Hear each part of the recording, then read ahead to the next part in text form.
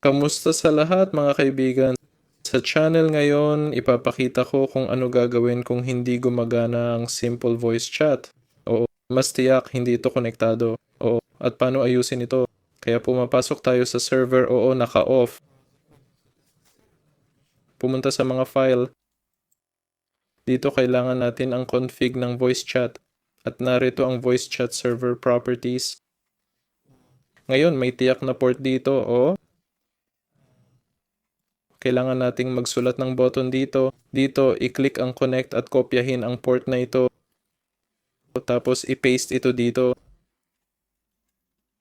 Oo. Ganito, tapos i-click ang save. Pagkatapos, i-reboot ang server. Ngayon, kung hindi ito gumana, kailangan mong patayin ito, bumalik sa mga file.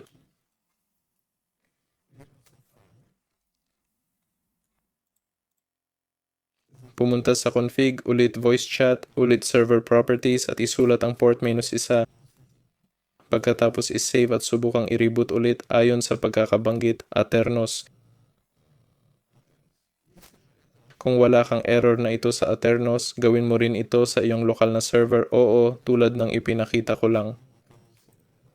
Ganon din sa kanilang mga port. Pero kung iba pang platform ito, hindi Aternos, kailangan mo lang buksan ang port 24454, hilingin sa kanila na buksan ang port na yan. Kung hindi, ang simple voice chat ay hindi gagana. At kung local server mo ito, tanungin ang provider mo or i-unblock ang port gamit ang Windows Firewall, gumawa ng rule para dito. Yan lang. Mag-like, mag-subscribe sa channel. Paalam sa lahat.